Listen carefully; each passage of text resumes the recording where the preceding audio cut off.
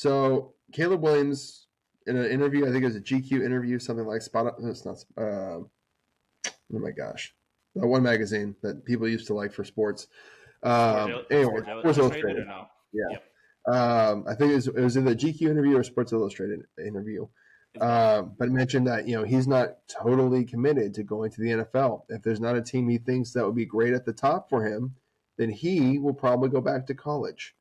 Which my first question to Caleb Williams is: does he know how the NFL draft works? There's never going to be a great team at the number one pick. There has never been a great team at the number one pick. They have the number one pick for a reason. Yeah, So, does he not like money? I mean, okay, so let's have that talk. I get his reasoning, right? I get the explanation. Everyone wants to go to a great team. I'm sure everyone wants to go join, based on his position, probably would love to go join the 49ers. I'm sure because, they aren't quarterback needy, but I'm sure they would take Caleb Williams over Brock Purdy. Right. So I'm sure he would love to go to that situation, or what's another great situation? He needs a quarterback. I mean, the Raiders is there. Raiders, he goes to the Raiders. Sure. He has a true one receiver. You know what I mean? Right. I'm sure he'd love to go to the Raiders. I'm sure he'd love to go to the Lions potentially. I'm sure there's plenty of teams that would love to have Caleb Williams as a quarterback, and he would rather go there. Unfortunately, I want to whisper something. The Bears maybe if things go south this season. I didn't say that. I didn't say that. It's not me. It's Twitter folks. But it's in the realm of possibility. But hey, I'm not hoping for it. Fields is my guy. I'm just saying what people are saying on Twitter. I don't know if you watched Mean Girls growing up, but you're trying to make fetch happen. Fetch isn't happening. Yeah, there's no way. I'm sorry. There's no chance. If the Bears get the number one overall pick, everything's gone wrong and people are getting fired. So we don't ever want to hope for that. But it does look like the Cardinals are going to be, have the number one overall pick. And again, you get the number one overall pick by being a crummy team, right? Like you don't magically get it. Like you have to be a crummy team. So I don't think it's a money issue. I think it's more of a negotiating. Like it's not serious. It's a negotiating thing. Kind of think a la Eli Manning and the Chargers. Hey, if you trade me, or if you draft me, I'm just going to sit out.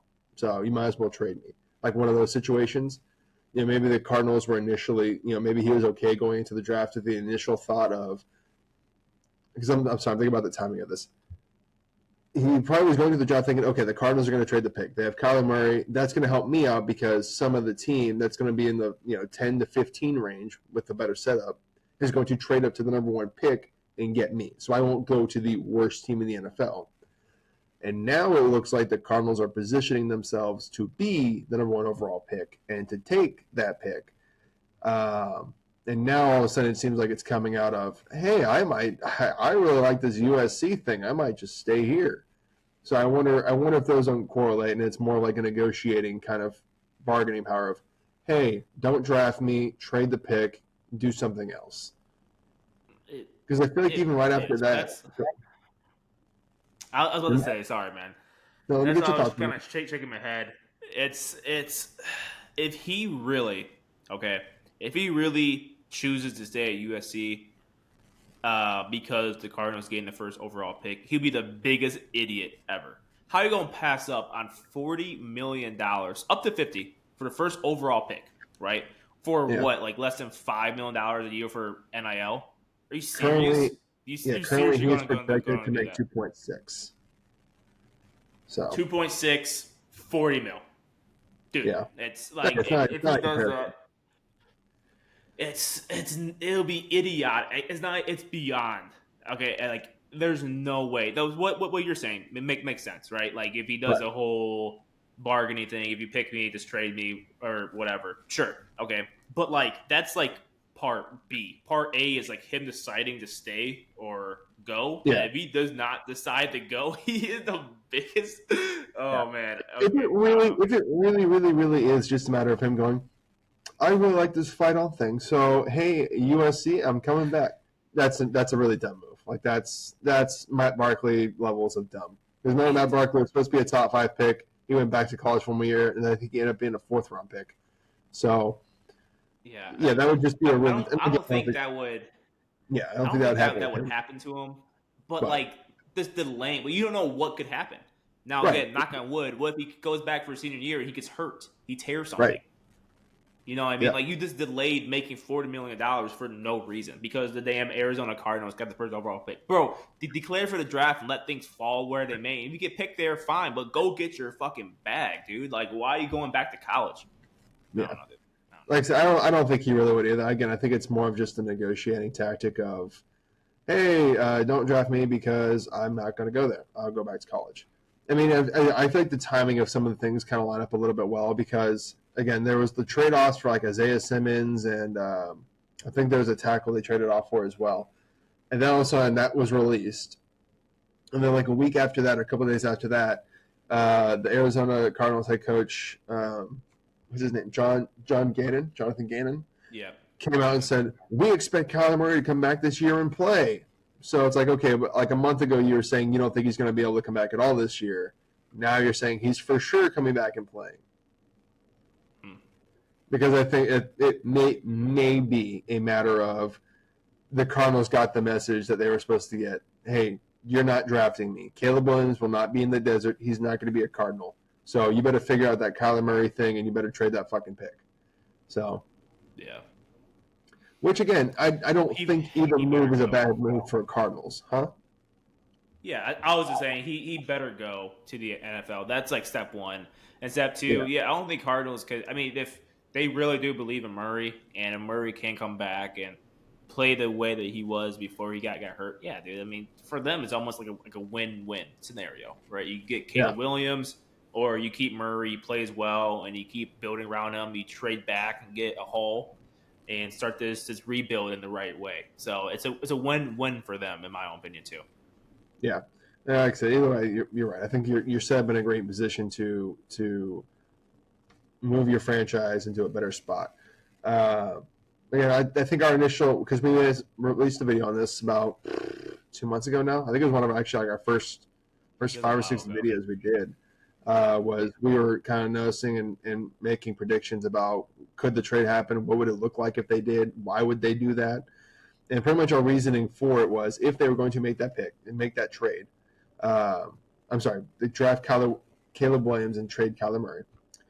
It would strictly be because it's a new front office, new head coach. They didn't draft Kyler. They've already had the, film clause in and then taken out of the contract. So it might be a matter of this new regime wants their own guy in who's going to be much cheaper than what they're paying Kyler Murray now. So that would be why the Cardinals would want to do it. Now, why they wouldn't is because, again, you can get a lot for that pick. You still have to have a rebuilding team around him. It's still going to be another year or two before you're competitive, whereas if you trade the pick now, you could be competitive now, which could be a fun topic to discuss in the future. Who makes that trade? That'd be fun to look at, and what is that pick even worth? Yeah. But we'll break that down in a different video, I'm sure.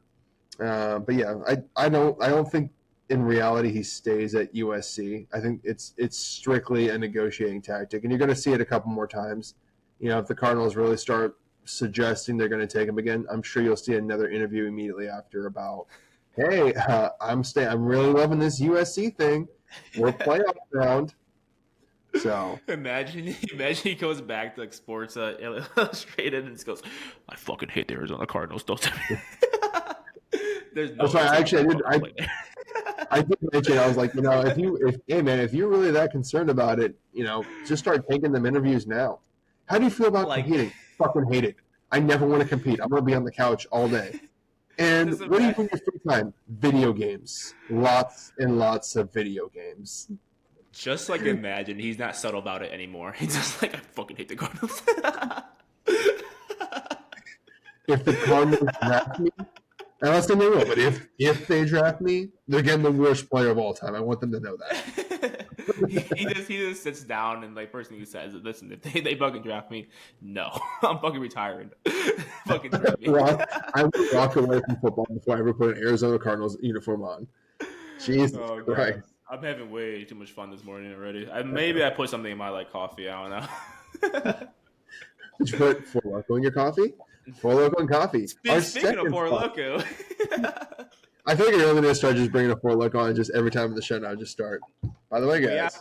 We just have to make like a whole like portfolio of clips of us just doing this. Send it to Four Loko so we can actually get like sponsored by them. You know what I mean? I think it's like a Caleb Williams situation. I think I'm just going to return to college for another year before I sign with Four Loko. Oh man! Hey, any way we can get that bag, I am for it, dude. I'm not sure Four Loko has a bag. Don't ask me to drink it though. Don't ask me to drink it. Like we'll give you this money, but you got to drink a full can every episode. I'm good, thanks. I'm fine. I'll pay for my damn bills when I go to the hospital to the ER because of liver damage. Like what the hell? Like Four Loko, give me some benefits here. Let's steer this conversation back on topic here. Oh yeah. So 38 to 2.6 million.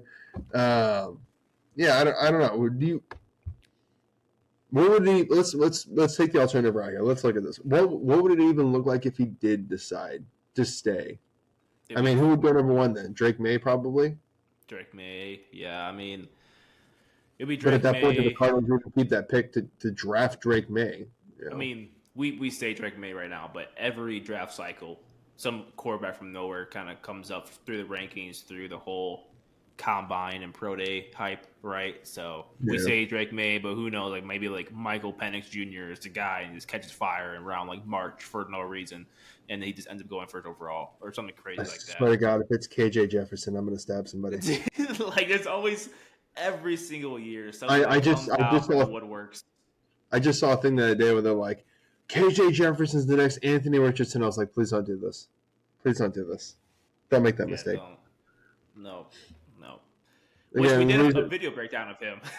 So if you go back a couple months. You might not like it if you're a KJ Jefferson fan, but we did do a breakdown. So if you really like KJ Jefferson, do not watch that.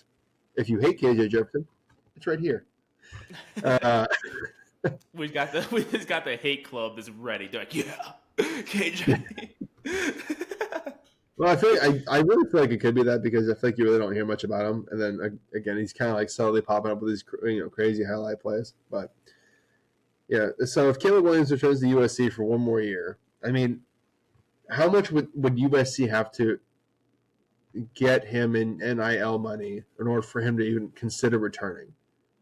Because I know we discussed it's a negotiating tactic with the Cardinals, but in the case of it's legitimate, what would that have to look like? He would have to be like record breaking, like $20 million a year or something stupid, like half the amount. Yeah, for real. Yeah, I'm giving him a whole bag. I mean, it'd probably be less because like obviously like if he gets his rookie deal for NFL, he's not making $40 million like every year. It's like what would be like 10 or 11 or 12 or whatever. But like, I mean, it would have to be a good amount of money. At least for me personally, to pass up a $40 million fucking paycheck. Like you have to give me at least half. Getting paid $20 million a year to be in college, I'd be pretty fucking nice. No, I mean it's feasible, but USC's got a lot of great alumni. So I mean, it's not out of the realm of believability that they could get him $10 million for one more year. It shouldn't be too hard. Yeah. And again, the NIL is, there's no cap limit to it. So, where does extra $8 million come from? Oh, people bought a lot of his jerseys and shit. So, textbook sales. I don't know. Yeah, textbook sales with this picture on the front. Yeah, if $10 million, though, I can see him staying. At that point at USC. If the interest is legitimate in staying, and it's not just a negotiating tactic with the Cardinals. Colin Cowherd keeps making this fucking joke about it. That Steve Kroenke, the guy that owns the Rams, would pay him $10 million to stay in college one more year, so he can have the Rams get rid of Goff, tank, and then stay in LA and be on the Rams. That's funny. That has to be collusion of some kind. That has to be illegal. There's no fucking way. Some like laws got broken with there. It's so there's got to be something going on here. Like, hey, you're going to go to the Cardinals? Here's $15 million not to. Yeah. The fuck? Yeah. How about you just trade up and get them? Just do it like everybody else. Just trade up. Like, call the Cardinals, offer up your next 3 firsts that you clearly don't give a shit about anyway, and go get his ass. Be like, you guys really love Kyler. I know you guys do. I said, I know he doesn't study film. I know he gets hurt. But hey, he was drafted first You don't know, in the Caleb. first round of baseball too. Yeah, Have you thought about that? there No, we go. um, Exactly. all right. I think that concludes our episode for today. Thank you so much for staying with us. If you watched that whole segment, I know we got a little off topic with the Four Loko stuff, but to me, I mean, again, I feel like for us, it kind of seemed like a pretty straightforward answer. Like we were trying to find another way to make it make sense, but it really just seems like it's a negotiating tactic. There's no way in hell Caleb Williams is not going to go to the NFL the next year. There's no way in hell the Cardinals are not going to draft him. The Cardinals' options at this point is you can either trade the pick or trade Kyler. And Caleb Williams is sending a message to them early. You better trade the pick. I'm not going to Arizona. I do not want to go to Arizona. I'm going to make your life miserable. Yeah, it seems pretty straightforward to us. It's just a typical business tactic. If you're watching this and you've been freaking out about it, or you think it's a big deal, or how stupid could this guy be, he's not. He's not an idiot. He knows what he's doing. It's just to send a message to the Cardinals organization: trade the pick. So hopefully it works out for him. Hopefully it works out for Arizona. I mean, either way, Arizona seems like they're in a good situation, like we discussed. Look at the Bears, what they're able to flip the first overall pick in this draft for, and that was just for Bryce Young. Not that Bryce Young is a bad player, but there's not the hype of a Caleb Williams around him. So, they're able to get DJ Moore, finally get a number one receiver. They still have, I think they got the first round pick next year too, right, from the Panthers? They have 2 first round picks, yeah. A decent draft haul for a team that, needed some more weapons. So, either way, when you get that first round pick, it really can be franchise altering. Just want to include this little snippet because I did see this as well. People suggesting, draft lottery. We're not doing a draft lottery. The NFL will never do a draft lottery. Please do not suggest it. It's an awful idea.